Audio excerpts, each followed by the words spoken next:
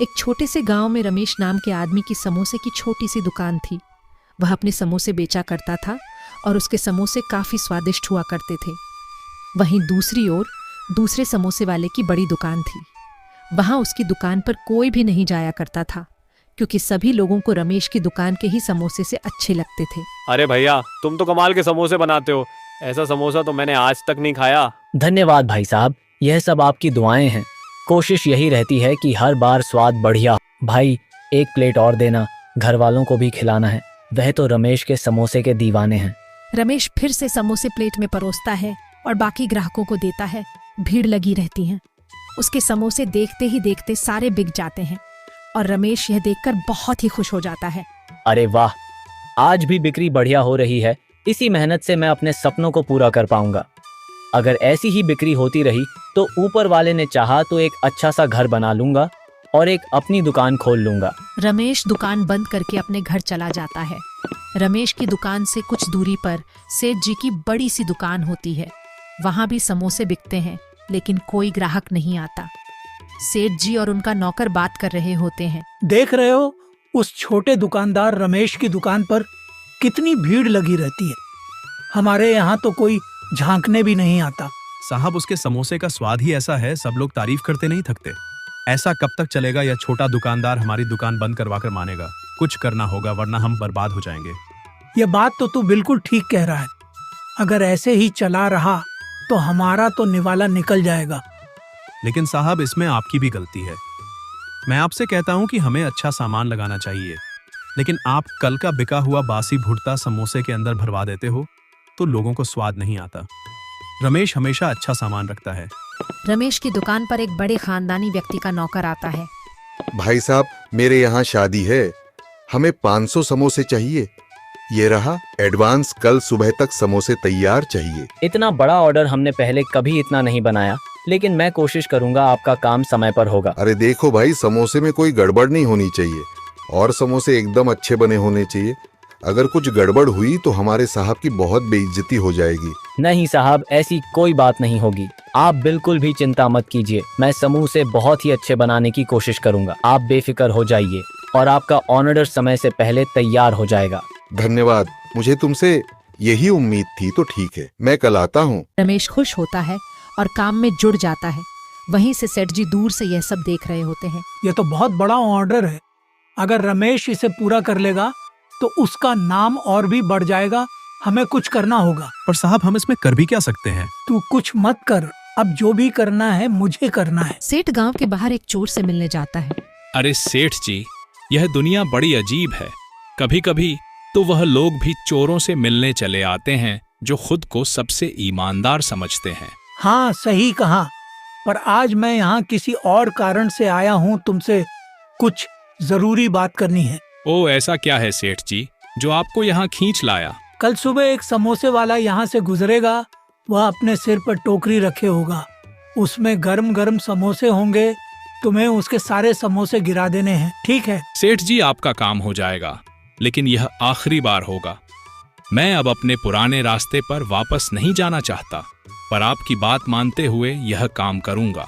सुबह का समय था। हल्की हल्की ठंड हवा चल रही थी और रमेश अपने सिर पर समोसे से भरी टोकरी उठाए खुश होकर अपने रोज के ग्राहकों की ओर बढ़ रहा था। सड़क पर लोग धीरे धीरे जाग रहे थे। चाय की दुकानों पर चहल पहल शुरू हो चुकी थी। समोसे की खुशबू हवा में फैल रही थी और रमेश सोच रहा था, आज अच्छे पैसे बनेंगे।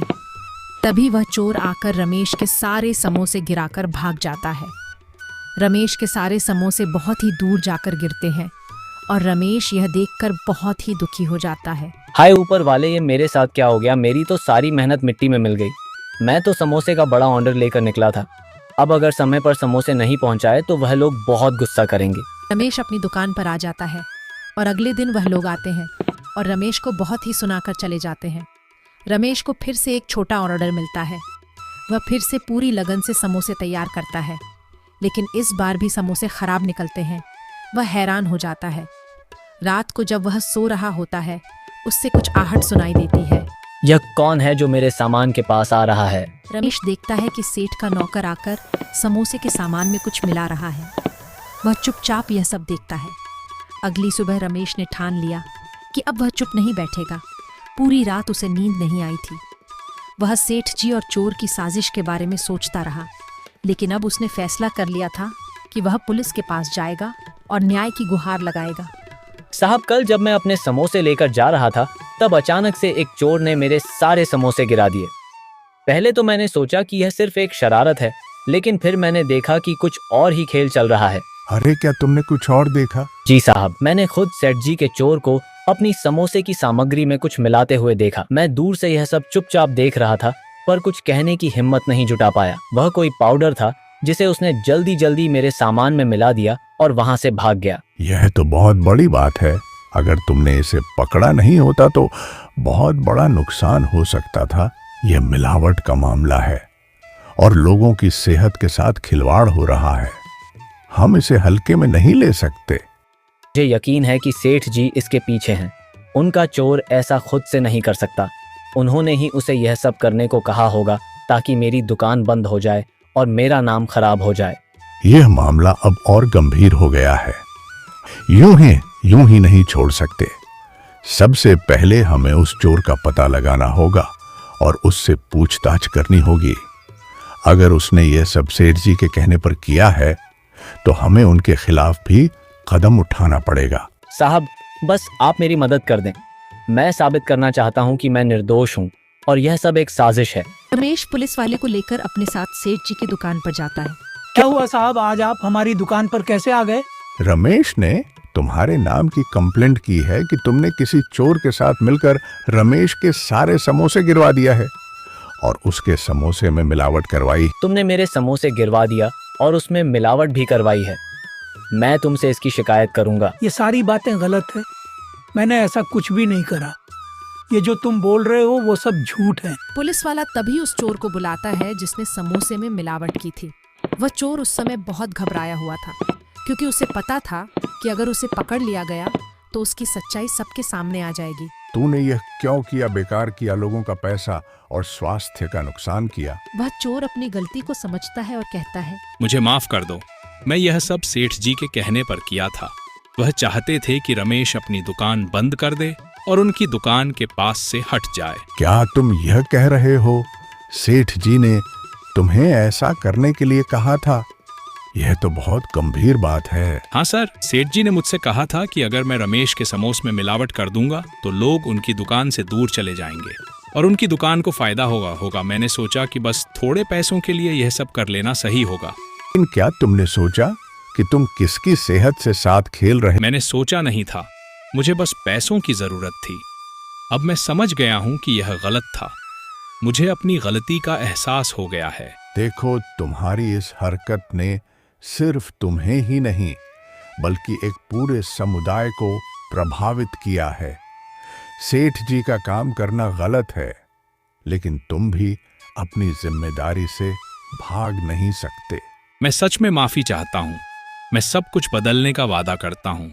मैं सेठ जी से दूर रहूंगा और अपनी गलतियों से सीखूंगा। पुलिस वाला अब सोचने लगा कि क्या उसे इस चोर को एक और मौका देना चाहिए या उसे कानून के अनुसार सजा देनी चाहिए।